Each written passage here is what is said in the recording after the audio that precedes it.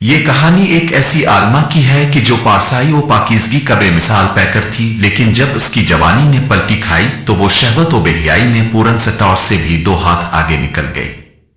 مولوی قاسم نصیر سے ہمارے پرانے خاندانی تعلقات تھے۔ کوٹلی نواب میں ان کا گھر ہمارے گھر کے بالکل سامنے واقع تھا۔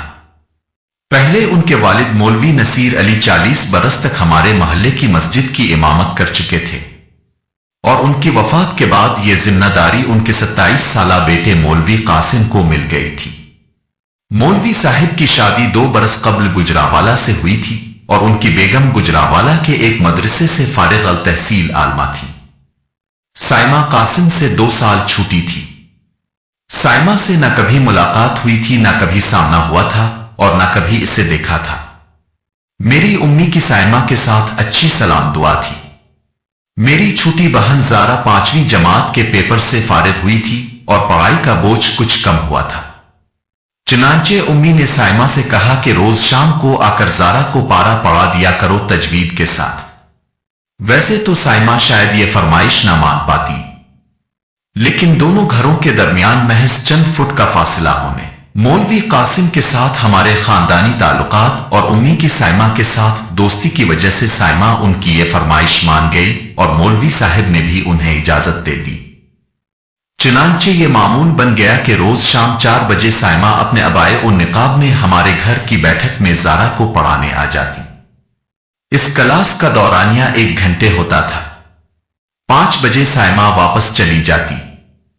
اس دوران بیٹھک کے دونوں دروازے بند رہتے، اور گھر کا کوئی بھی مرد سائمہ کے واپس جانے سے قبل بیٹھک میں قدم نہ رکھ سکتا تھا۔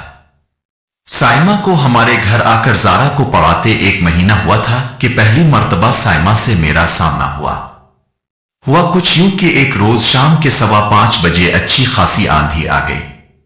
میں گرد و غبار کی وجہ سے گھر کی سب کھڑکیاں بند کر رہا تھا۔ میرا یہی اندازہ تھا کہ سائمہ جا چکی ہوگی، کیونکہ 5 سے اوپر ٹائم ہو چکا تھا۔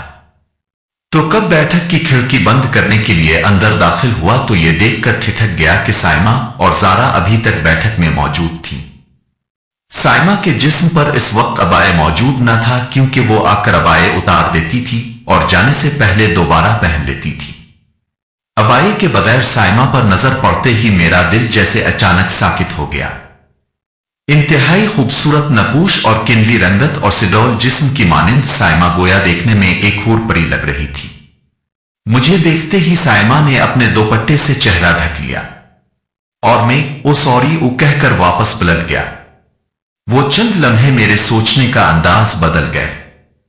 اس سے قبل سائمہ میرے لیے محض ایک قابل عزت خاتون تھی کہ جو اپنے قیمتی وقت میں سے 1 گھنٹہ نکال کر میری بہن کو زیور تعلیم سے آراستہ کرنے کے لیے آتی ہے۔ لیکن وہ پہلی نظر سب کچھ بدل گئی۔ اس کی دلفریب اجلی رنگت، گہری آنکھوں، جادوئی حسن کے حامل بھرے بھرے ہونٹوں اور خوبصورت نقوش نے تو جیسے مجھ پر ایک جادو سا کر ڈالا۔ لیکن افسوس کہ سائمہ شادی شدہ لڑکی تھی، اور میں اس سے شادی نہیں کر سکتا تھا۔